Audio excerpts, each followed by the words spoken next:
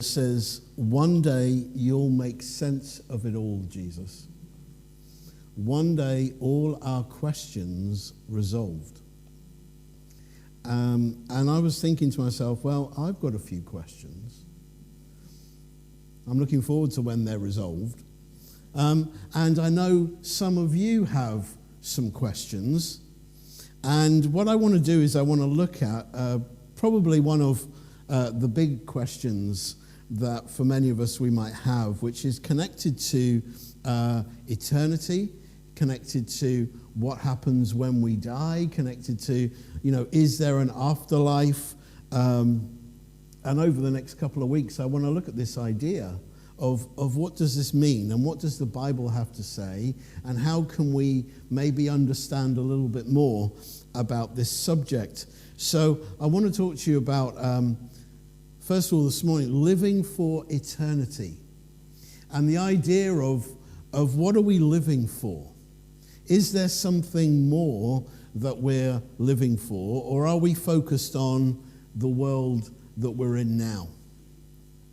And so I want to look at this subject with you. And I'm sure you're aware that many films have been made and many books have been written on the subject of life after death, maybe the experiences of people who've died, come back to life again, and have written about it. I don't know, any of you aware of books that have been written like that? There was actually a book written a while ago called 90 Minutes in Heaven by a chap. And then there was another book that was written was 23 Minutes in Hell. And both were about their life, their death, and their kind of back-to-life experience that these two people had. These two books were actually New York Times best-selling books. And I'm not necessarily commenting on these particular books, but what I am pointing out that these were best-selling books. That tells me that there is an interest within people to find out about the afterlife. What's next? What happens when we die? And people are really interested in this subject because I think there is something that is inside of each and every person. Something that gnaws away at the inside. There is something that tells us that there's more than just we live, we stop breathing, and somebody throws some dirt on us, and that's it. There's something inside that intuitively says there must be something more. There is something more. And I always like to go to the Bible as my source. And so when I look at the Bible, the wisest man who ever lived, in Ecclesiastes chapter 3, verse 11, we find King Solomon writes, talking of God, he says, God has made everything suited to its time. Also, he has given human beings an awareness of eternity. Some of your translations may be, God has set eternity in our hearts. You see, God has given humanity an eternal awareness that there is more to life than just the here and now. And it exists within everybody, whether you are a Christian or a non-Christian. People who don't even go to church, don't profess to know Jesus. They may say they're atheist or agnostic, but there is still something that is there within them. How do I know that? From my conversations that I have with people. People who are not Christians, they don't go to church, but they're asking. They're asking questions about what happens when we die. What is there out there? What goes on? Particularly it happens when things are going on in our world. So when the Queen passed away, I got lots of questions from people in the village about what happens next after death. Suddenly there was this reminder. And so it's a big question. And I know some of you have also asked me this question. I know you ask me questions often. Sometimes I think you try and pick the most difficult questions to ask me. But you know, We are asking that question, I think. So I've decided that we would explore this quite difficult question over the next few weeks. So we're going to do that. I heard the story of a man who was constantly praying to God, and he was asking God a question. And his question was if there was going to be golf in heaven. He was a big golfer, and that was his prayer request. Is there going to be golf in heaven? Well, finally, one day, an angel visited this man.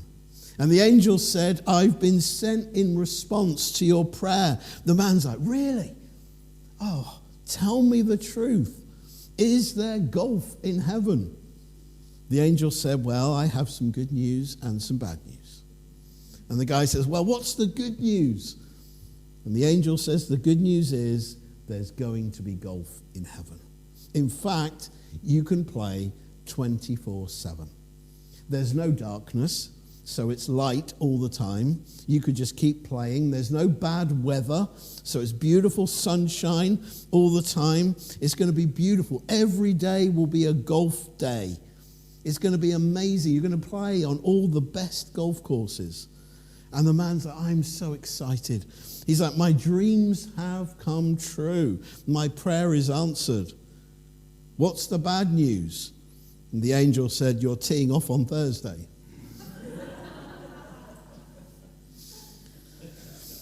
Now, that's not necessarily bad news unless you're unprepared for it, right?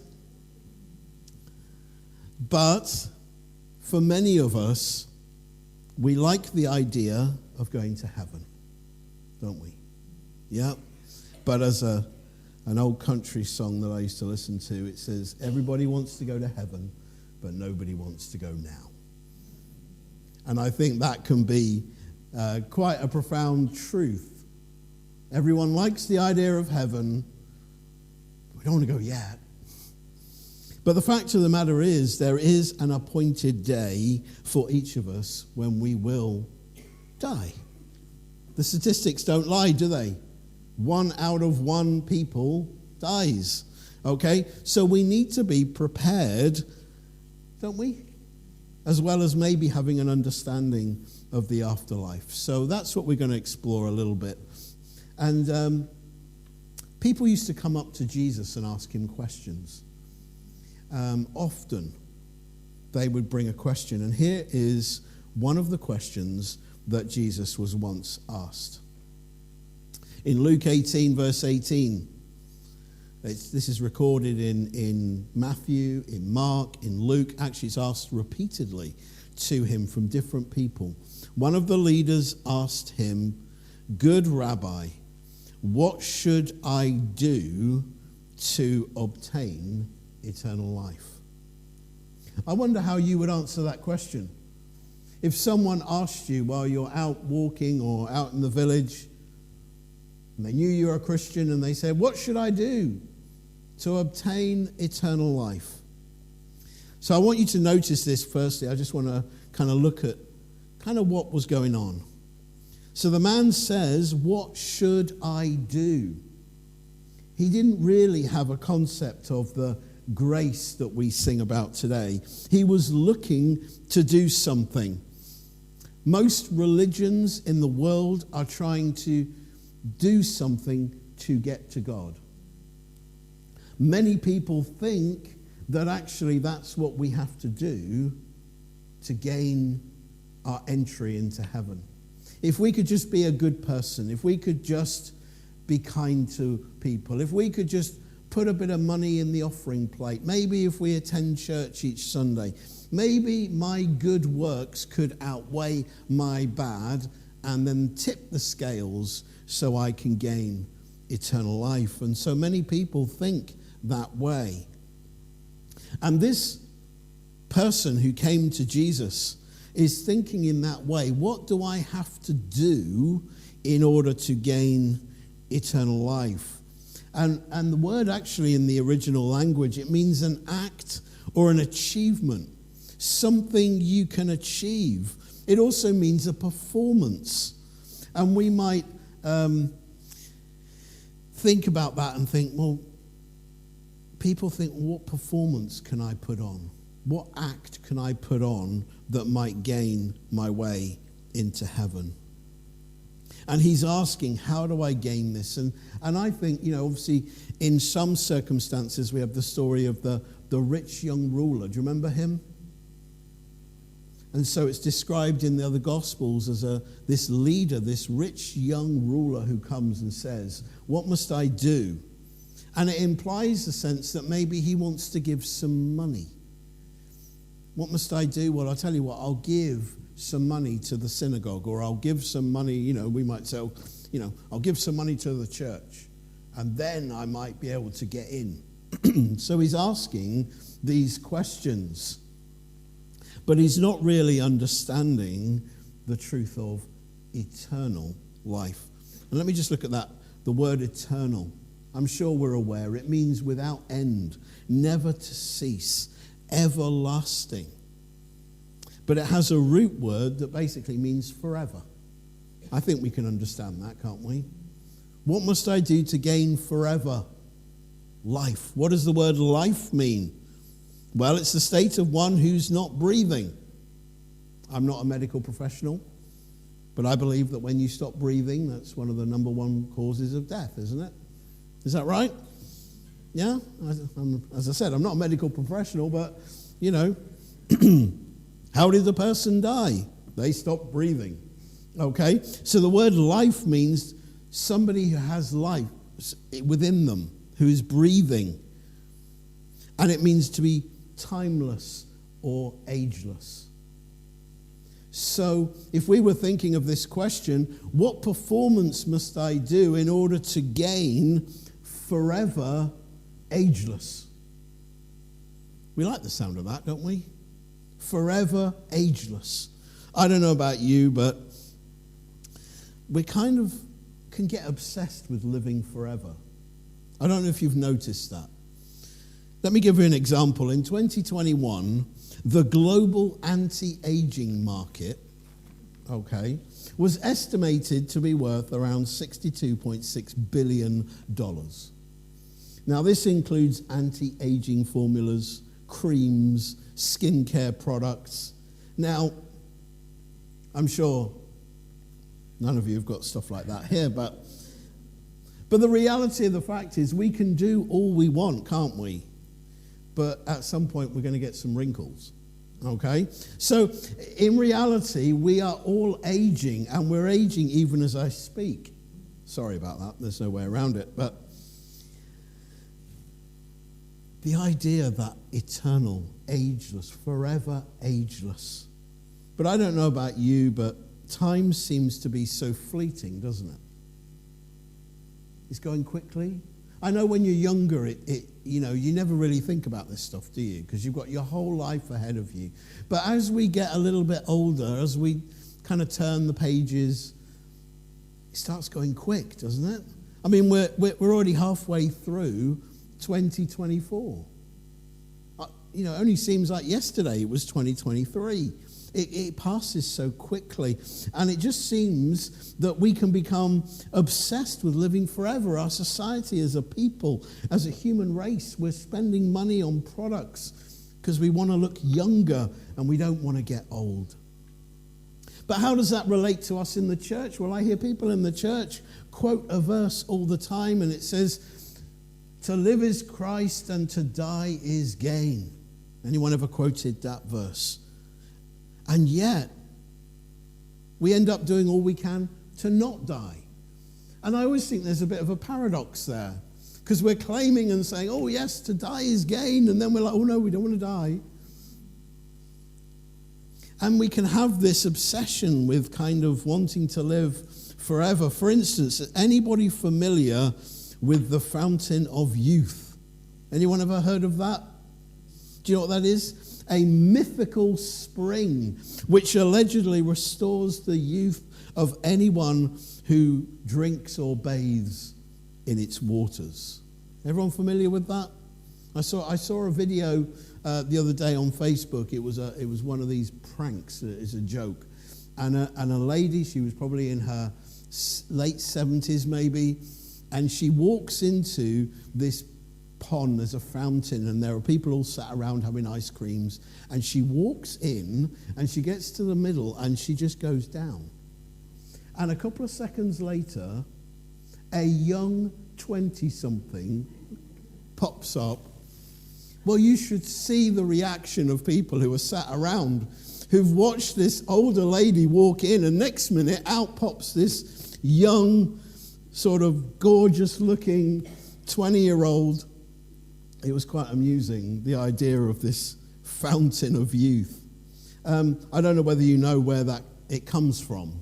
It was actually came around in the 5th century BC, okay, by a guy called Herodotus. He was the father of modern history. But it really became prominent in the 16th century. There was a Spanish explorer who was the first governor of Puerto Rico, and he went to America, and he went to Florida. And he went to the oldest city in America, St. Augustine, and he was told by the Native Americans that this was the place of the Fountain of Youth. If you go there today, it's now a park with attractions and a wedding venue, and you can pay some money and go in and have a sip of some of the water from the spring. It's this mythical kind of place. But we are, and we can be obsessed as a people with the idea of living forever. But of course, as believers, we know that the fountain of youth is the living waters of God's Spirit. You know this, I know this, but maybe we don't always focus on it. And maybe that's why there's a lot of interest in this subject today. And I think this kind of obsession relates back to the verse from Ecclesiastes chapter 3. There's a time for everything. There's a time to heal. There's a time to mourn. There's a time to laugh. There's a time to cry. There's a time for everything. Everything has a season, and God is a God of timing. And He has given us an awareness of eternity. But, do you notice that last phrase? But in such a way that they can't fully comprehend. And this is the struggle. God has put an awareness of eternity in every one of our hearts. We have a desire, our soul is ever living, our body is not, and we know it on a deep level. We understand to a point, but we can't always fully comprehend it. Why can't we fully comprehend it? We're wired for it, but we can't seem to fully grasp it, can we? Maybe that's why we ask the questions. What happens? Where are we going? We can't fully understand eternity, can we? Have you ever tried to do that? Have you ever tried to sit there? When I was studying, we used to kind of be talking about these issues, and I'd be sat there trying to wrap my brain around the idea of forever. And it's really hard because I'm infinite. God is just above, isn't He? He's bigger than anything I can possibly imagine, and I can't fully grasp who God is. But I can know inside, right?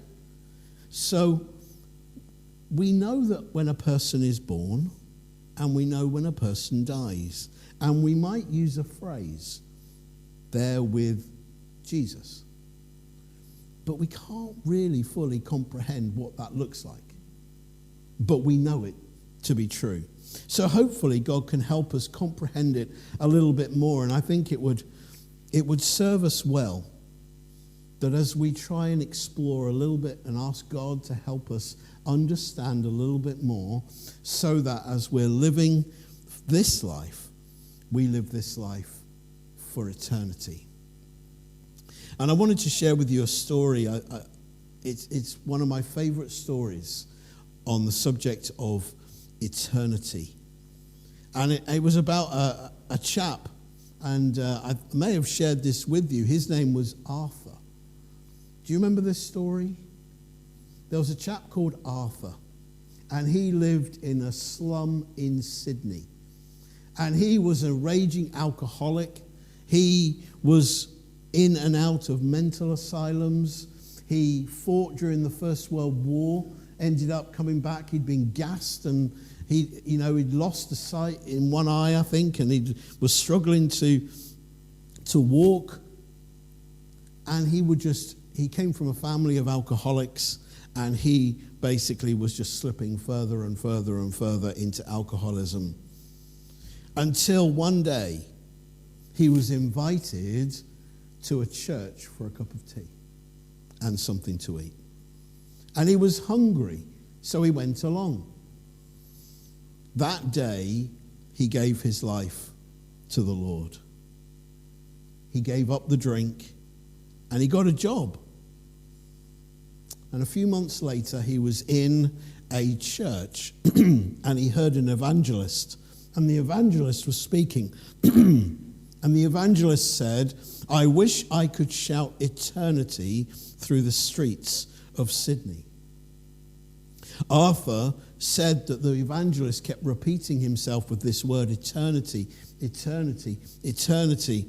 And the words kept ringing through his brain. And he said he suddenly found himself crying and felt a powerful call from the Lord to write the word eternity. He said, "I had a piece of chalk in my pocket." He said, "I bent down and wrote it on the ground." He said, "The funny thing was, before that day, I could hardly have spelt my own name. I had no schooling." He said, "I couldn't have spelt eternity for 100 quid.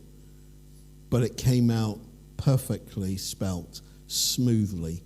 He said, "I couldn't understand it." And so began his service to God. But not without trials. The city council had a rule against defacing the pavement, and the police nearly arrested him many times. He said, "I have permission from a higher source." And he lived with his wife, and his routine was that he woke up every morning at 4 a.m. He prayed for an hour. That's a challenge, isn't it? He had breakfast, and then he set out. He claimed that God had given him his directions the night before. He took the train to his destination, and when he arrived, he would write the word eternity every 100 yards until he was back home around 10 o'clock in the morning. First, he wrote in yellow chalk, and then he switched to marking crayon because it stayed on better in the rain. On Saturday nights, he led gospel meetings. At first, he did it from the gutter, but in later years, he had a van with an amplifier. Arthur died of a stroke in a nursing home in 1967. He was 83 years old. He left his body to Sydney University so the proceeds would go to charity. People called for Arthur to be honoured. And then 10 years after his death, it happened. His famous message, eternity, was set in aluminium letters in Sydney Square beneath St Andrew's Cathedral. But that's not where it ended. The most fitting memorial to Arthur came on New Year's Eve in the millennium. This was the party of a lifetime. And to end it all, there was a firework display over Sydney Harbour Bridge. Many of us watch it each year. Almost 2 billion people around the world looked on as the fireworks display came to an end, and the word eternity in the handwriting of Arthur was revealed on the side of the Sydney Harbour Bridge. A fitting tribute to Arthur, who didn't have the schooling and the training. He didn't have maybe the benefits of others, and yet God put eternity in his heart. And he knew there was something more. And so the great question, I think, for us today, as we will look at this in the coming weeks, God's put an awareness of eternity in our hearts. will we seek more of him so that we might comprehend it a little bit more? As we look at the Bible, as we discuss, to ask the question, are we living for eternity or are we living for the here and now? In what way does eternity make a difference in our lives? Because one day, if we are a believer, one day, as that song said, we will see Jesus. And we will sing and shout the victory. One day, he'll make sense of it all. One day, all our questions resolved. And one day, we will sing together, praising the Lord around the throne. So as we close our time,